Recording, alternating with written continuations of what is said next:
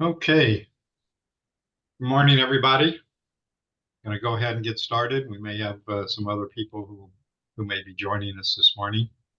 Um, but wanted to start with we have a couple of new people who are joining us today, at least one that I'm aware of. So, Austin, do you want to introduce yourself, please? My name's Austin Adams. I'm the Deputy County Administrator for Greenlee County. I've been working with Heather on some of our broadband pieces. And so I'm just trying to get a little more information on where we're going to make sure we're not left behind. Sounds like a good idea. Sounds like an excellent idea. I think that's what a lot of people are on this call are doing these days. Um, let's see, who else do we have that's new this morning?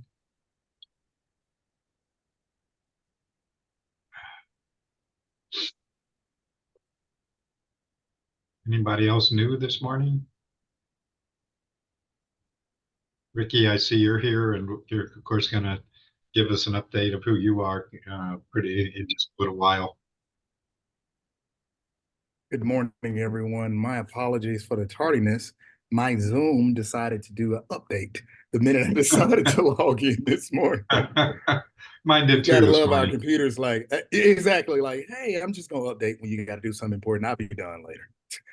Well, good morning, everyone. I want to thank everybody. I wanted to be a good steward of the time and to just make sure to start whenever you want me to get going. And I'll get going. Yeah.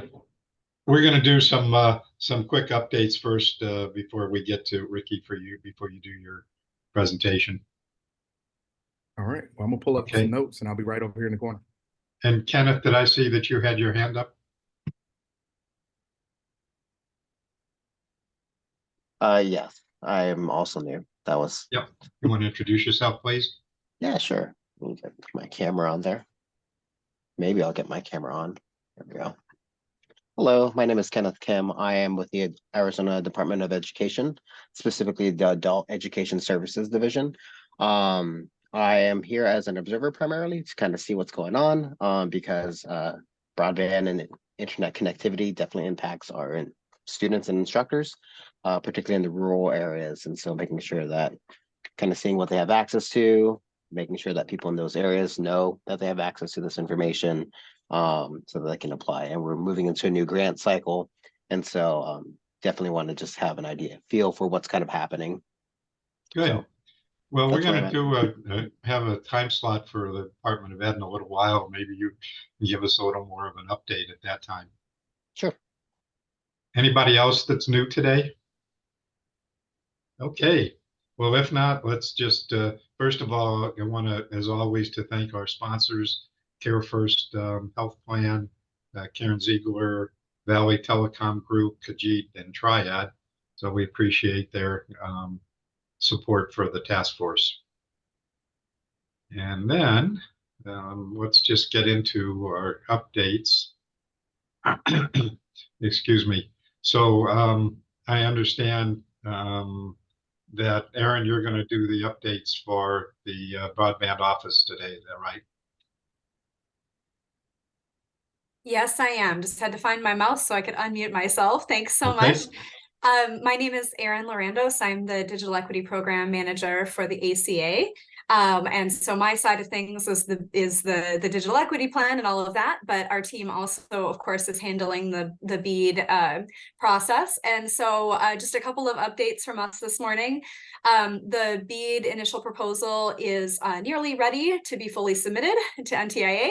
Last minute tweaks are happening and that'll be submitted soon. We have a digital equity roundtable, community roundtable coming up this Tuesday, and I'll drop the link for where you can register for that online. Excuse me, Erin. So that you also have that link in the email that I sent out with the notice of the meeting today. There you go. See, Steve's on top of it. I don't even have to drop links. It's perfect. So come and join us for that. We are going to talk a bit about the goals and objectives that we are laying out in the plan. And we would love to have your input and feedback at that time. The whole plan will be up for public comment in early January. and will be up for 30 days. So definitely take a look at that. Same place that you go to register for the roundtable and all of that. You'll find both the BEAD initial proposal as well as where the digital equity plan will be posted when it is posted in early January. And as I mentioned, that'll be up for 30 days for public comment. We will definitely be having other opportunities to discuss the plan during that period as well. I'm sure we'll have an opportunity in this space here, as well as our regularly scheduled roundtables. And then also starting in January with the roundtables, we are going to have a lot of focus on the BEAD challenge process, as well as the digital equity plan and the process for that. And then my last update, unless there are questions, is just a little plug for the Internet for All event that's coming up in January. And I can drop information in the chat on that if you don't have it quite yet, Steve, because we are working on the flyer and all of that. But I do not. This is going to be a lot of panel discussions around all of the different pieces having to do with providing internet for all Arizonans. And so it'll be a really great day. Lots of stakeholders just like yourself will be in that space. And we're really looking forward to that opportunity to share the plans for the future and hear what's going on already in the state. Okay. Any other questions for Aaron this morning? Going once, going twice. So the Internet for All was one of the things I wanted to chat with you about, Aaron, but we can talk about that offline. Sounds good. Thank you. Okay. Oh, excuse me. I'm still overcoming an attack of some kind for the last couple of weeks here. So apologize if my coughing here is interruptive. I don't think I didn't see Nicole. Is Nicole online this morning? Don't think so. So just actually, I want to check. Did you all receive an email from me yesterday about the endorsement for ACP? I was having a little email issue and want to make sure everybody got that. So yesterday, I got I'm two. sorry. I got two. You got two? Okay. Yeah, okay. I'm glad to know that it actually got out. So theoretically, yesterday was the day to the deadline to submit. But if you want to check that email, and I just want to remind you, which I commented earlier, that usually most of the things that people announce with links and contacts and dates is usually included in my email. So that makes it easy for you to find all that stuff. I know I include a lot of stuff in there, but it's a great way to find all the links and contacts and events coming up and all that sort of stuff. So I encourage you to, I know you're probably like I am and don't read everything that I get, but it will give you kind of a good overview of things that are happening. So with that, just moving on, Aaron, what's the status with the, you still looking for people to hire? Are you looking for the senior broadband and community engagement outreach person? Yes, we are in the process of interviewing folks for those roles at this time. Okay, are you accepting more applications or not right now? If it's still up, then we are. That's an HR question. Okay. Okay. And the state library, I'm not sure who's on the line with the state library, if you're still looking for digital inclusion for digital navigators. I can report on that, Steve. Oh, there you are, Megan. That's what I was looking for. We have interviews scheduled next week for the digital navigators. We received a great crop of applicants, like way more than we've ever received before. So we're doing 9 interviews next week and hoping to hire at least 2, possibly 3 people. We're still working on advertising for Aaron's former position. So that I'm hoping it goes up before the holidays, but can't say for sure right now. Okay. So how many navigators are you planning to hire? We're looking to fill about 40 hours. And so it's more 2 or 3. They're all part-time positions. So it's sort of what they can do and how it fits in with the schedule with the others. Okay, great. Thank you, Megan. You're welcome. Yeah, go ahead, PJ. PJ, did you have something? Okay. So the other thing, I don't know, is Kelly online? Kelly Bowen, are you online? Doesn't look like it. Well, just a reminder that I also sent out information about the poll attachment. At the last meeting, there was discussion. Kelly and Mala shared information about the about the FCC's hearings that are going to be coming up regarding poll attachment issues, and shared the ex parte filings with the FCC that Shelby had drafted. So I have also included a link for that and the information for your information. I know that is a big issue for a lot of folks, particularly folks in the rural communities. So you might want to keep track of that. Okay. Give me just a second here. PJ, I'm going to mute you.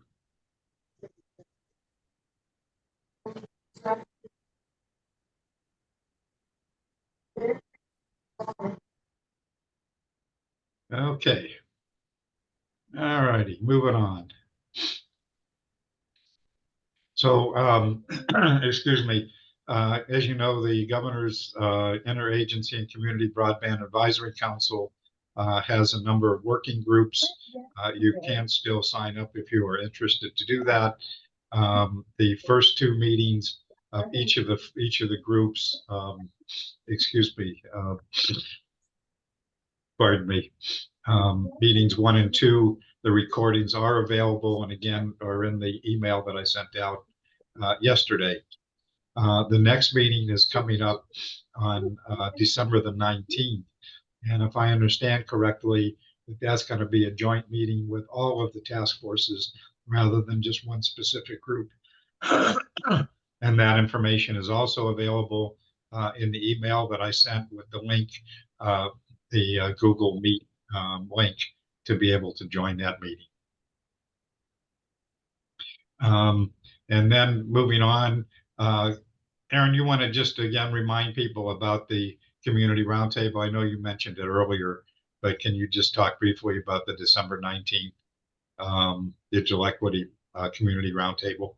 Definitely. So these are monthly online roundtables that we host at ACA, basically as another opportunity to discuss, you know, the current state of the plan and what our goals are. We are planning to focus this upcoming Tuesday on the goals and objectives that we plan to include, kind of a preview before the public comment period and everything is up for everyone to read.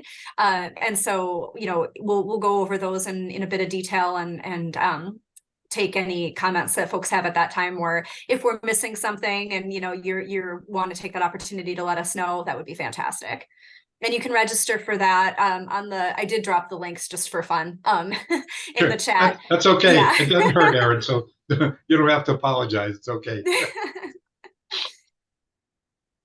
Okay. Any questions for Aaron about that? Again, on the 19th, the Institute for Local Self-Reliance will be holding a webinar series on the business of tribal broadband. It ought to be an interesting, and again, is in my email announcement with the link for that information. Okay, I think we're going to just jump into, excuse me, into the presentation today, our digital access resource highlight. And I want to introduce, although he kind of introduced himself last week and briefly this morning, but I wanted to introduce Ricky White. He's the senior manager with Blythe and White Consultancy. And he's going to talk about their strategic approach to enhancing digital equity and fostering community empowerment. And so with that, Ricky, I'm going to turn it over to you. Do you need to share? No, we're not going to share. I just I'm want gonna to stop be more sharing. vocal. Good morning, everyone from Central Time Zone. Thank you for allowing me to come and speak with you this morning from Alabama. Currently, funny, I'm in the state's capital dealing with some items that are concerning broadband and digital equity, workforce, telehealth. So a roundabout of meetings today that will allow us to bring some impact right here to the state. So one of the big things as we get started, let me make sure that I give a little bit of homework, a little bit of background. My name is Ricky J. White Jr. And yes, for me, it is important with the junior because my father is senior and I've earned everything that I have the same way he has. So I like to make sure that when you spell my name, I am junior and there's a difference between us. I've been in the technology space since literally high school. I was the nerd. I always played with a mouse more so than I would playing with anything else. So taking technology and applying it with every piece of work opportunity that I've had to operate, not just opportunity, but the chance to expose myself to has always been my foundation. Now pushing beyond COVID-19, when every other small business potentially took losses or faced declines, our business actually took a turn because we were so technology forward. All of the conversations we had that were too forward with technology, we started getting into. And the biggest call that came during COVID was the one that said, hey, we need some help with the Wi-Fi thing over here in this community. And I was like, maybe not. So what that individual did was they called my wife. Yep. Everybody knows what happens when they call your spouse. So they called my wife. My wife told me, go help them out. And helping out that group, that nonprofit organization, led deeper and deeper into the issues, the communities that were affecting underserved, unserved, public housing authorities, just mixed, not necessarily rural, but it started uncovering all of the items that led to the disparities around low income families and their lack of digital access. Our firm spent about 3 years retooling and redeveloping everything we knew around digital equity and broadband.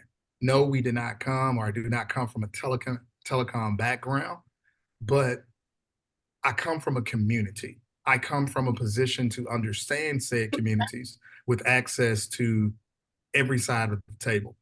So here we are today, and I come as a senior consultant more so than just an expert in telecommunications or expert in digital equity. My expertise allows me the ability to be able to cover topics with a level of depth and understanding like digital equity and broadband or community engagement or intergovernmental affairs and how we can connect those dots together. More importantly, how this could be applied in Arizona. The 5 core things that we need to consider is the impact on organizations, engagement with minority serving institutions, and I'm going to come back and unpack what those MSIs are, the hub and spoke model for connectivity, right? And that's going to be understanding how you can connect institutions in like MSIs, schools, housing authorities, and especially libraries. And then looking at a community-centric approach, like when we're shifting from this broad infrastructure perspective and we're tailoring it to how can we have temporary solutions that allow connectivity now while we work on these longer, more intense infrastructure plans. And then finally, advocacy for minority communities. Now, again, I am from Alabama. I've lived in New York, DC, Tennessee, in multiple places all above, and I've spent a lot of time coming to Phoenix with other clients that we have that are in that market. And I just want to say this funny part. I love the guacamole at the Kempton Hotel. I'm sorry if it's better. Please put it in the chat. And when I'm there in a few weeks, I will go check it out. But it's one of my favorite places when I'm inside of the Arizona community. But starting off, let's understand this. MSIs, minority serving institutions. That is going to be HBCUs, historically Black college and universities, HBCCs, historically Black community colleges, PBIs, predominantly Black institutions. Pause. A PBI, let's use an example. Let's take the University of Arizona. If the University of Arizona enrollment shifts greatly, where it may have 51% African Americans in attendance, it can now be defined or declared as a PBI. What we're seeing in Alabama, we have two institutions which are really interesting. One is West Alabama, and the other one is the University of Auburn at Montgomery. Both have shifted to become PBIs since COVID due to the rising number of digital enrollment in other communities. And let me keep going through the list. We also have tribal institutions, and then we have Hispanic serving institutions. There are a few more in the MSI track, but based upon locations, you want to know what's in everybody's state. Like you have Asian serving. So the MSI sector in your state is really, really important because during COVID and in post, the federal government allocated hundreds of millions of dollars exclusively for MSIs, such as the Connecting Minority Communities Grant Fund ran by NTIA. And that funding was meant to give MSIs exclusively an opportunity for financial support to enhance technical services, technical access, and equipment necessary to be more forward in today's emerging market. The reason why MSIs are critical across any state is that, as I go through it, and I mentioned earlier, the advocacy to minority communities. The one thing that I have to recognize, being a 40-year-old African-American from Alabama, is that the minority communities are not just exclusive to African-American communities. The minority communities have to represent tribal and native. Minority communities represent veteran, women-owned, Asian, Hispanic, right? So when we look at that group, oftentimes what happens in conversations in rooms is that the rooms in leadership, the rooms in conversations don't reflect the audience. So our firm has been tasked to come in and bring a voice, a sense of urgency around the community, not being one that may be from each one, but the ability to be able to speak a little bit more forward and aggressive about what may be facing that community it serves. So that impact on organizations that we're talking about, the BEAD funding, the organizational access. Last week, you guys talked about technical assistance and grant writing. The critical juncture that we see is that in that process of grant development, grant writing, or procurement, low-income communities or minority-serving communities are oftentimes lumped into grant writing processes, but are not necessarily a part of the technical assistance table and not a part of the community development table. So when we consider what community engagement looks like into minority-serving communities or low-income families, we need to recognize what the Milken Institute built best. Was the Milken Institute stated that technical assistance is best served and applied by individuals that directly reflect the community at which they begin to serve.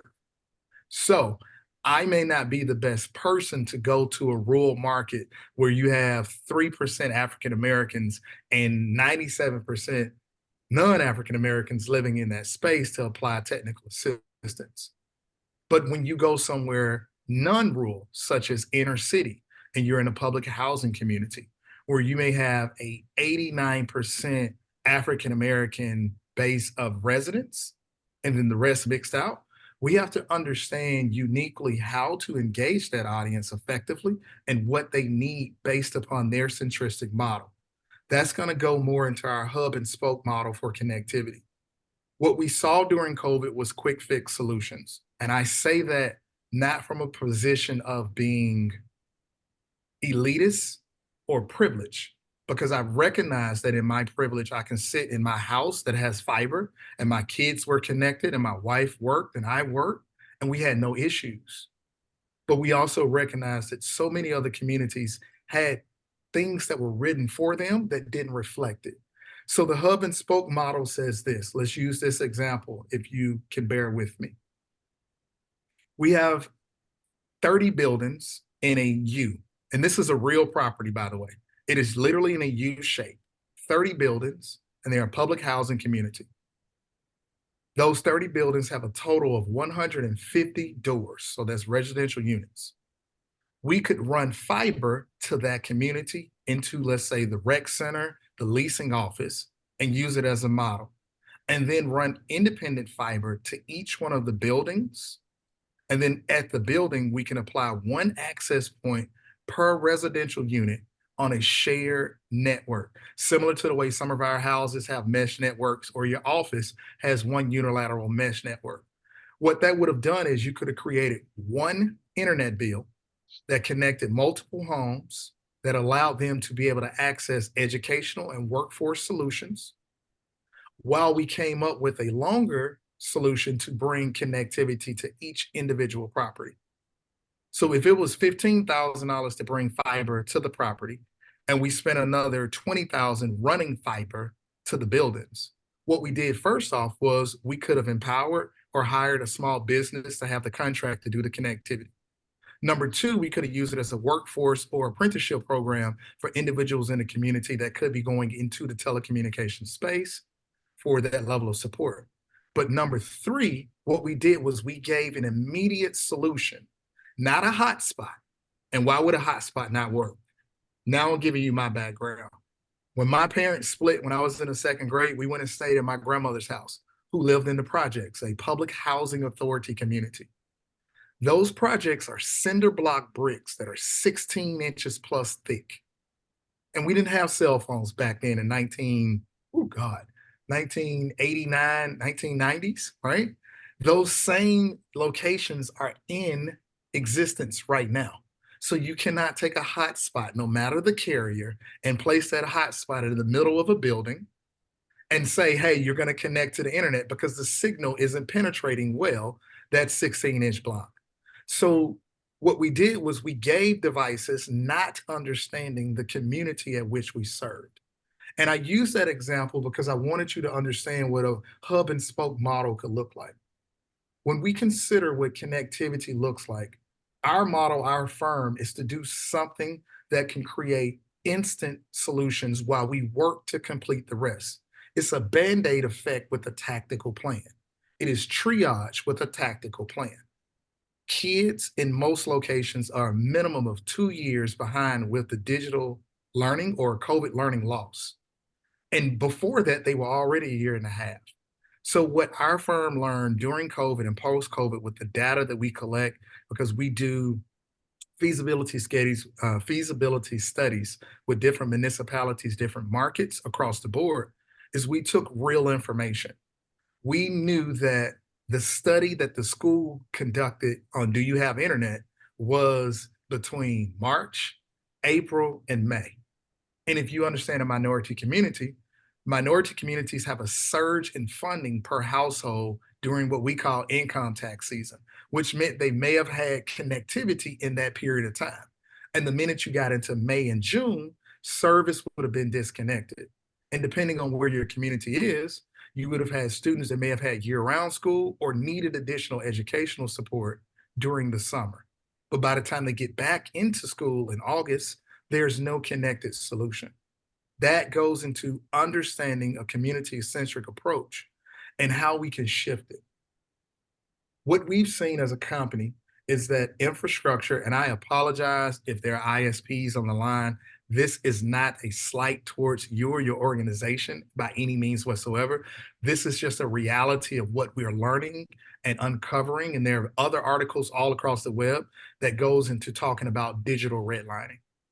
What we understand is that a household such as mine would be the target audience for an ISP to bring fiber to, because we can readily afford that $75, $99 gig of service that comes in. But as we begin to run infrastructure across and around low-income communities, we're losing the impact. We're going to a school and then we're saying there's no fiber to a community. In most cases, schools sit in the middle of low-income communities. Libraries sit in the middle of low-income communities, which means that a library and a school could become a demarc facility to run fiber to the community. So when we approach advocacy, when we look at hub and spoke models, when we consider the impact on organizations, what we've learned and what we're continuing to learn is that one of the biggest models we can apply is what happens if we turn MSIs, minority serving institutions, into community anchors.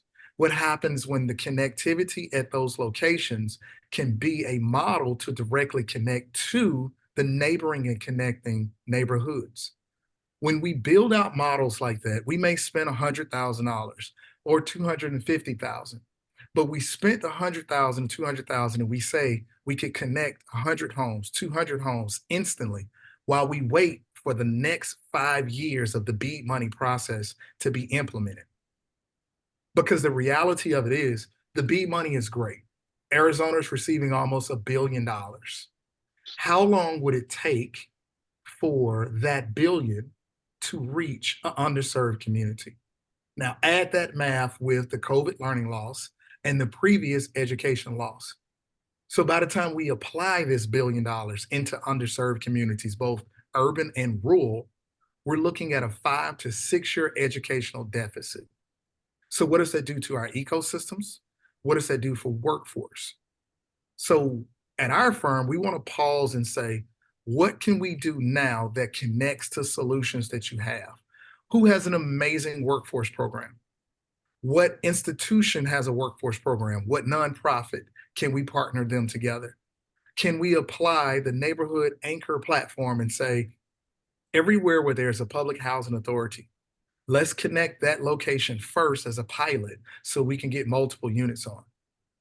Can we also say when we have minority serving institutions that are near or communities near correctional facilities, we should connect those individuals within that place? Because if we want to reduce recidivism, by example, we need to apply digital equity to justice impacted individuals, both that are currently incarcerated and those that came from incarceration. Because if we do not use digital equity as a baseline, just like we would do science, technology, engineering, and math, it will not work. We believe that digital equity becomes a catalyst and a standard need, like broadband should be a utility for every home, both water, sewer, power. So in our process, as I close this thing out, our approach with both Black and White is to recognize and understand what communities we're talking to. And we've done that work in Alabama, and we're doing more of the work in Alabama. Sometimes I wish I could say the municipalities at which we're doing this for, but everybody understands the politics and the processes. Some went fast, some went slow. But we recognize that infrastructure needed a voice of a lens that reflected minority communities, as well as those who speak so heavily for rural communities. And with that being said, we can always apply a temporary solution to both a rural and an urban community. Rural, use WISP models, apply it, let it be in place for 18 months while ISPs or community ISPs come together to bring connectivity. In urban, let's use multi-unit dwelling models. If we can connect communities, we can actually change our COVID learning loss. We can change the way our workforce is being impacted. And across the board, we can actually improve and enhance the socioeconomic status of all of the residents in these digitally afflicted communities across your state. Thank you. Thank you, Ricky. Excuse me. So questions, comments? Sharika? Hello, Ricky. My name is Sharika Jackson, and so I am a Phoenix native, live here in the Valley. I will shoot you a message right now. I would love to know what you're doing here in the Phoenix area and how me, as a person in tech of 24 years, as well as the founder of a nonprofit and that provides STEM education in the Valley, how we could possibly work together. So I guess that wasn't a question, more of a statement. Thank you. I'll put my link profile in there, which will have my contact information, and we can just use the Calendly to schedule a call, whether it's myself or Austin that works with me, and we can literally talk about some great impacts or some items that we can do to support the communities where you are. Okay, thanks. Other questions or comments for? Yeah, question about the when you're looking at, for instance, urban environments, what sort of mapping activities have you conducted and like working with schools and other nonprofits and government? So, yes. So what we've done, the first time we mapped, we actually did it out of pocket ourselves. And we did it because we were under the impression that it would have went to the greater good. And we waited and we waited and waited. And that mapping process didn't come out the way we wanted it to. So what we ended up doing was we took all of the data we had in our map and we gave it to the team at NTIA to apply against theirs. Because the reality was that data mapping has to be done almost 2 to 3 times based upon the lifestyle or the centristic life cycle of the community in which you're doing. The urban community is densely populated and has just as much poverty as a rural community, which is more sparse. Mapping requires education, school systems, public housing authorities, and municipalities to work together. That level of mapping needs to be done in conjunction and then applied against an ISP's fiber map that they had to publicly disclose to a municipality when they got their rights. Their I'm sorry, what is it? The crossing rights. My brain just froze on those. And you can also work with utility companies to do a cross comparison. We've worked heavily with one of the utility companies in Alabama to provide some fiber access or access to it, bringing 2,500-mile networks across the state. And what we did was wanted to apply their dark fiber lease model to pick up in locations such as a school. So, Paul, to give you an example of that, in Birmingham, Alabama, specifically, Birmingham school system has about 30 schools across the city. Every school in Birmingham is within 1.5 miles of a public housing authority. Every school in Birmingham has a 10 gig dark fiber circuit running to it based upon the Unity Fiber or Southern Link network. So what we learned was there was fiber everywhere.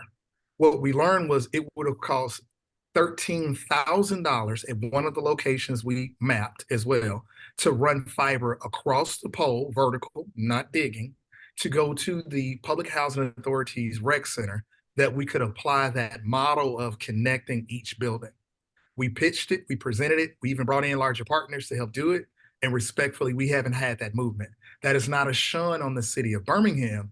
That is just an understanding of the capacity that municipalities have and limitation based upon their teams or their ability to have consultancies versus ISPs. Because a consultancy like ours or ISP that we may know can't go against a larger multi-million, multinational ISP that's spending millions in lobbying. We encourage municipalities and school systems to do privatized polls and mapping to ensure that where you're trying to go in buckets can work together.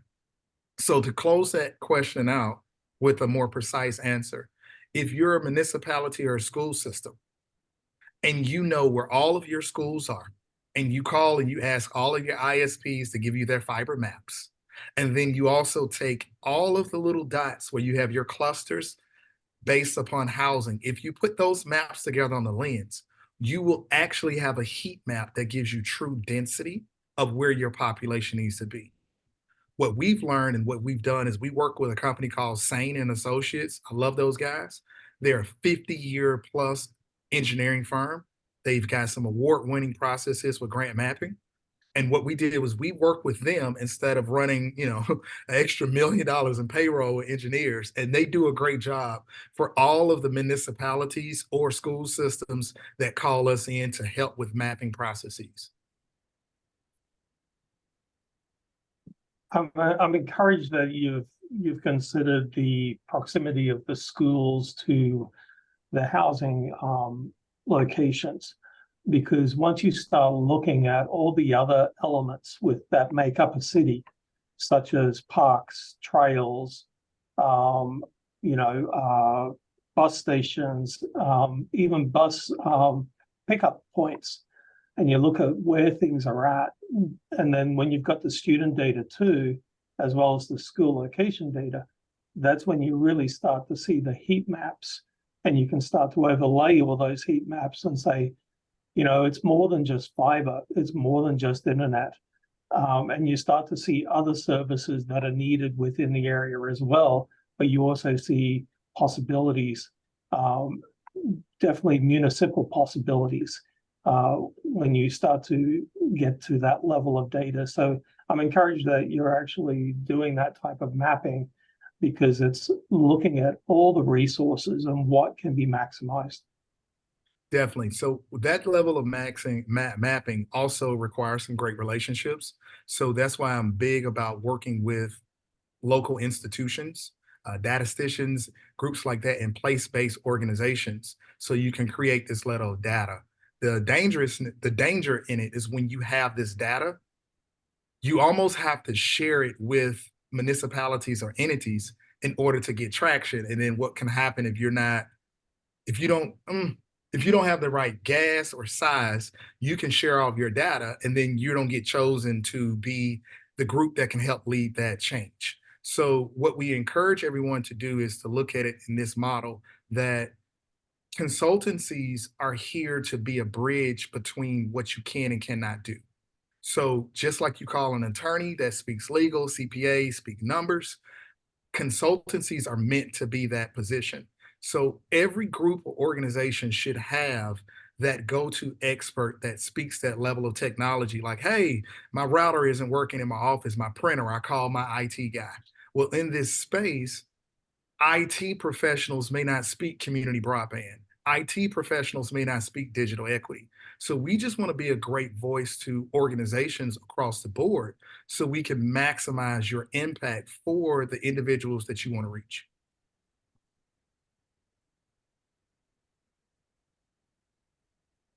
Okay, Kenneth, you had a question in the chat. Do you want to share that?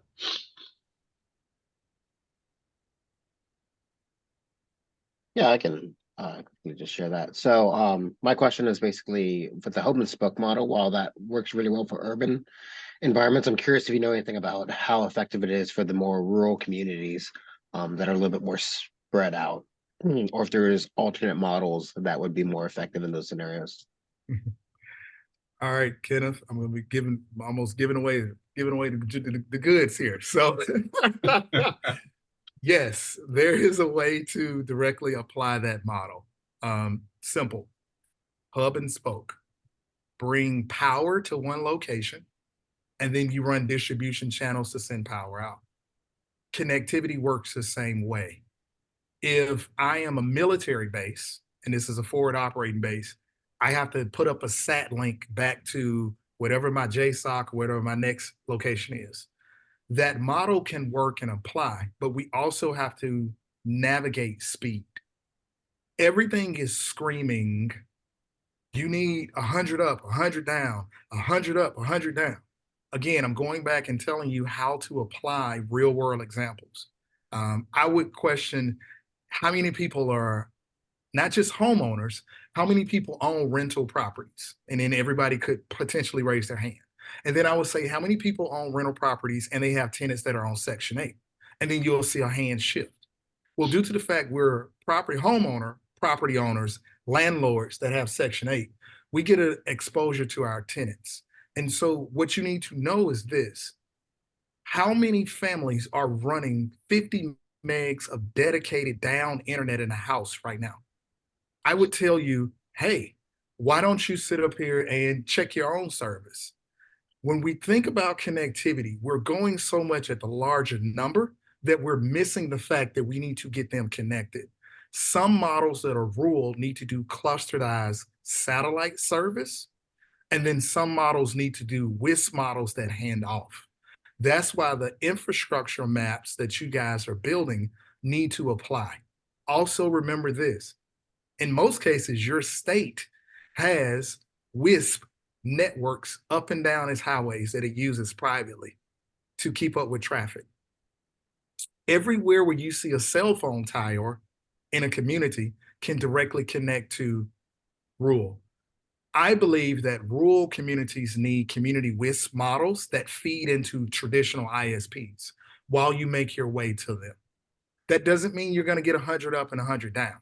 But what it does mean is that we can get you 20 down and 5 up, and you're connected and you can learn and you can apply for a job and you can educate.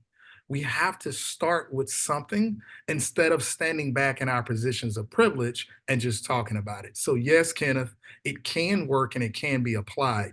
You just need to look at your fiber maps and your tower locations. We've done a model like that here in Alabama. Again, we built it, we designed it, and we gave it to the client, it is up for the client to then roll it out. Thank you very much. Any other questions for Ricky? Thank you, Ricky. It was great to hear you. Thank you guys for share your having me thoughts on this today. morning.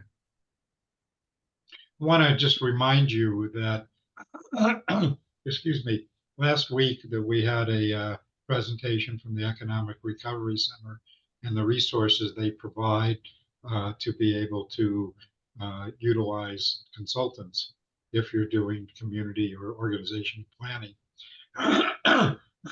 Excuse me. And we know that a lot of communities, and I know there's some few communities that are online here today, that have used consultants like Karen Ziegler, who's also online today, have used consultants to do their planning. So if you, and I'm trying to be careful here because I can't promote any one consultant over another here, but just a reminder that if you like what you heard from Ricky, that you can, and you don't have the resources to hire him, but you think he would be useful for you, that you can turn to the Economic Recovery Center for help with that. I'm sorry, Steve, I also can chime in on that. Like I said, I've got my wonderful partner in crime here. We also can, in some cases, even working with that, when you call us, start with the conversation. We have some external philanthropy models or access to be able to come in. Do not let the thought process or the access to the cash or the capital be a limitation with starting the conversation. We've got some really good teams of partners. We have some great projects that we're doing in Alabama. We have some great things. We're willing to understand the depth of what goes on and then find a way to bridge that conversation together. My mentor teaches me that you don't know anything until you have a conversation. So conversation first, and then go with what happens behind it next. Great. Okay. Thank you, Ricky. Any other quick questions for Ricky before we move on? Okay. So we're going to get to some updates here in just a minute, but there's a couple of people, if she's still here. So Aaron Mufilato, I believe you were with Comcast, and I don't think we've really heard much from Comcast. Do you want to introduce yourself quickly and have any comments, and we may bring you back for a more extended update on what Comcast is about? Hi, good morning. Yes, I would love to do that. I will warn you, I am at home with my daughter that has RSV.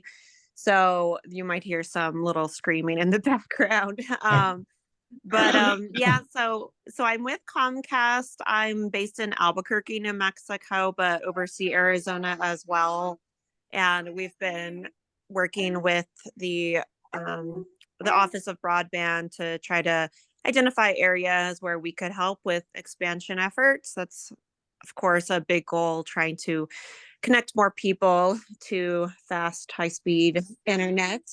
So another thing I should also mention, ACP, of course, is an important thing. We've been working on trying to really work on the adoption of internet. That's one thing we've been seeing, as a lot of people have internet at their home as well, but they just aren't connected. So we've been trying to work on ways we can get them connected. And if ACP goes away, we still have our $9.95 a month high-speed internet. So always looking for ways we can partner with all of you to try to go to any fairs or anything, just to try to connect with more individuals. And if you all do have any questions in the future, I'm happy to talk more extensively on anything as well. And just a reminder, if you want to reach Aaron, as you know, excuse me, that I do send out the registration list of people who attend today with the contact information. So that's true for anybody who's participating on this call. So I just wanted to remind you about that. Yeah, and feel free to reach out. Yeah. So definitely, Aaron, I think it'd be good for us to hear more about your footprint here in Arizona, the programs that you've got going on, what you're doing with ACP and so forth. So I'll be in touch with you probably after the first of the year to get an update from you. Yeah, that sounds great. And we don't have a large footprint in Arizona. Tucson and surrounding areas is our, I guess, the areas we serve, but we're working to expand and happy to talk more about that in the future as well. Sounds great. Thanks. Thank you, Steve. You bet. And then Eric Martinez, I believe you are with Chicanos por la Causa, and you want to give us a quick update on what's happening with the ACP and other things you guys are into? Yeah, absolutely. So we've actually gone through a couple kind of like fall festivals. So we did a big one that was in Mora, New Mexico a while ago. But we've also gone to Tucson, and we kind of had like a senior center out there. And we gave them like computer basics, internet basics, cybersecurity classes. Eric, can I Afterwards, interrupt for just 1 sec, please? Can you just give people a quick background about the grant that you've received to do ACP promotion? Oh yeah, absolutely. So a little bit about our grant. So we're a team of 3 here at Chicanos por la Causa. Our grant allows us to go to different states and allow for the ACP and bring that to the community.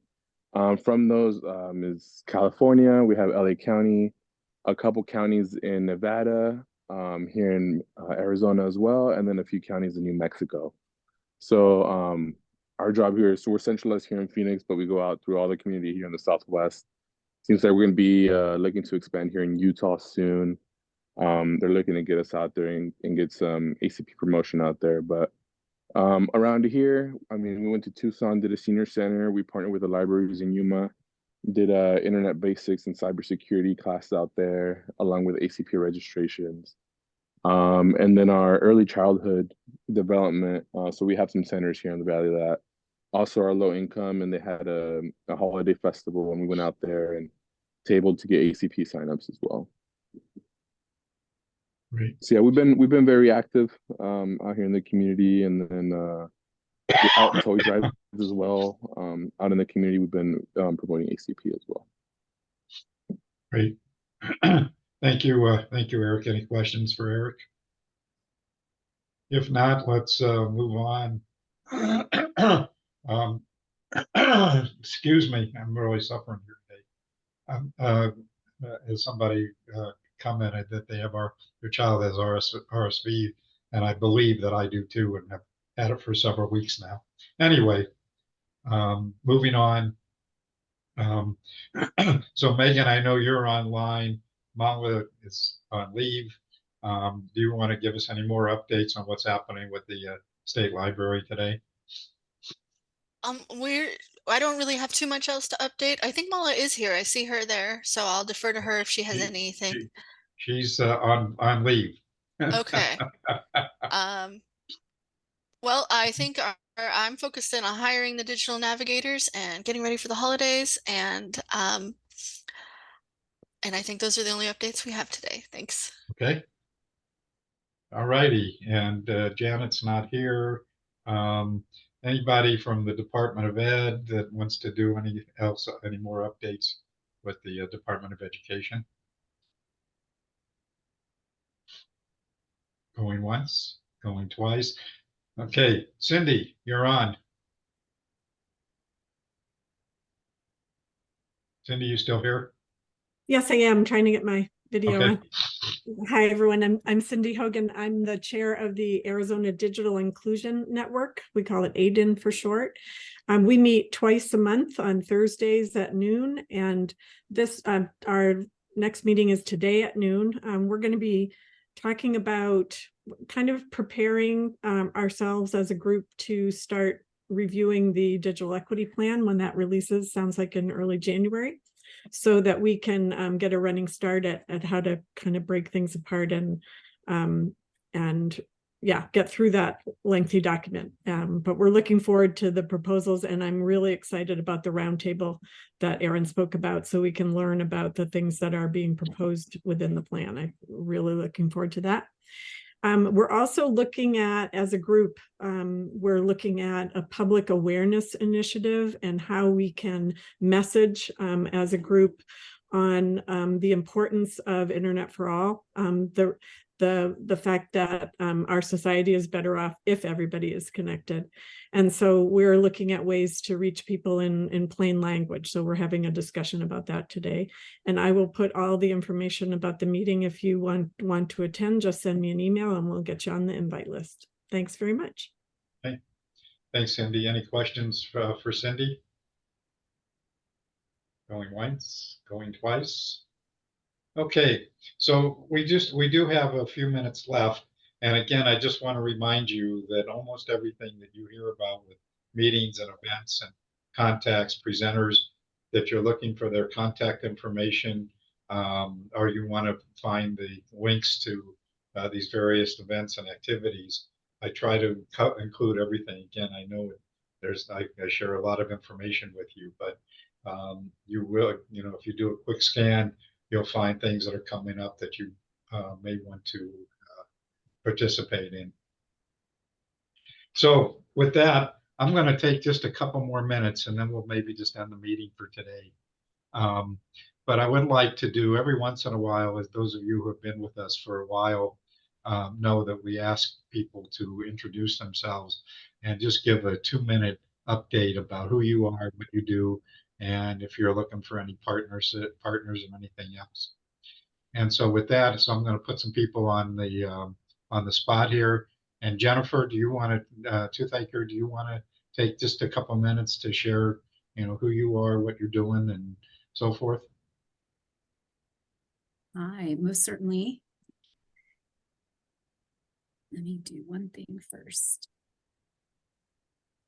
I'm on 2 devices at the moment, so I just need to not confuse myself.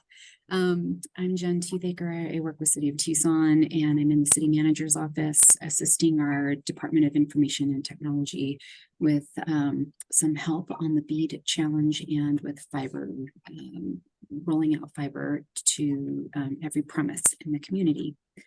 I have other hats that I wear in my role, but this is one that I'm here representing today. Great. Thanks for having me. Thank you, John. Always good to see you. And let's see who else we got here. So, Manny, do you want to? I know you've kind of introduced yourself in the past, but you have so many things going on. Do you want to just take another minute? Sure.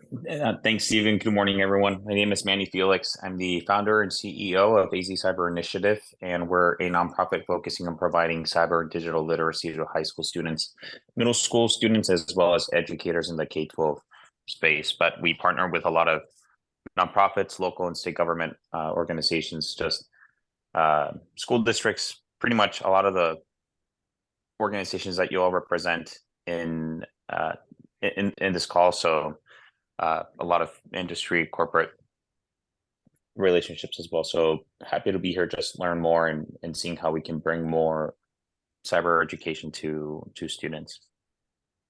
Great, thank you, Manny. And you are doing some really amazing work.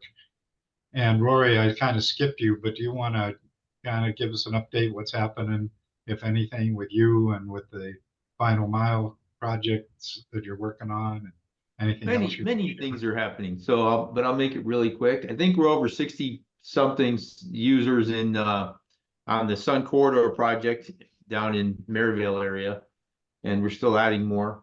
And Final Mile pretty much done. We're still adding users. We're actually opening up 2 more towns here shortly. That, but they're not through Final Mile.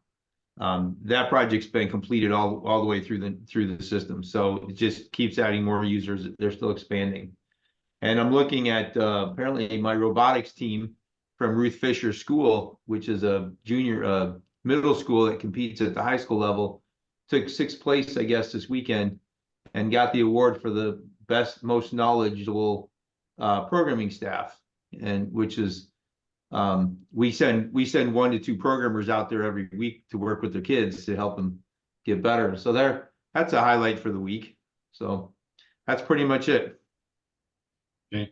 And Rory, again, thank you for your support and sponsorship and your regular participation in our meetings. Really appreciate it. No worries. So a couple of other people, if I can put you on the spot, Marie Garner, if you want to introduce yourself quickly. Yes, my name is Marie Garner. I work for Coconino County Health and Human Services. I am a caseworker and I work on special projects specifically right now for the ACP program. Do you want to talk at all just quickly about what you're doing with ACP? So I am signing up families who qualify for the program. We are basically the first step, and then they have to follow through to the second step, in which they reach out to their providers and get connected. Okay, thank you, Marie. Yeah, and we're doing a lot of outreach events and just sharing the good information of this awesome resource that APC has provided. Great, thank you. And Teresa Gall.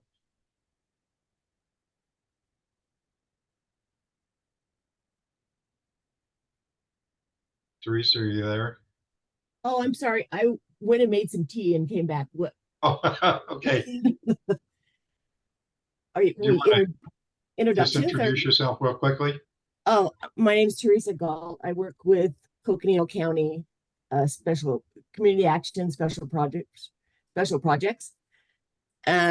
Yeah, we are doing the ACP Navigator Pilot Program.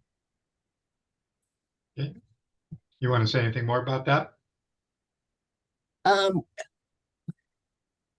Yeah, we just now got a full-time staff for the navigator position.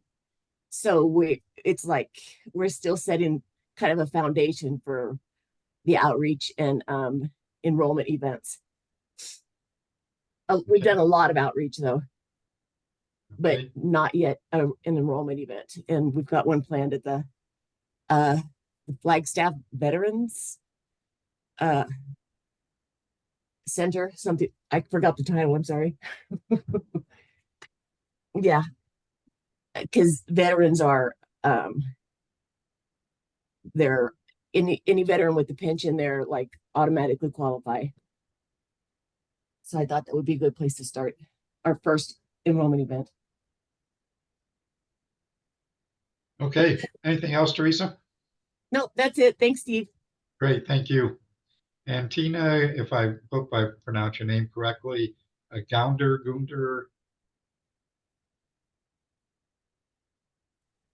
Hi, I'm AmeriCorps member and public ally. I have been working with Common Sense Media with Elena. So I have been attending a lot of school events to promote, to reach out, help parents to sign up for the ACP program. I am the ACP navigator, and we have been getting a lot of input, like how that they have been paying so much money that this program would be very helpful for them. So it has been quite interesting experience for me. Okay. Well, thank you. Thanks for you've been attending pretty regularly. Appreciate you you being here. Oh, thank you, Steve. I appreciate it.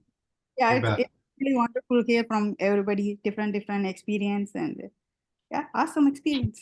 Super. Thank you. So Laurie, I know you're here pretty regularly, but haven't heard from you a lot. So do you want to just kind of tell people who you are?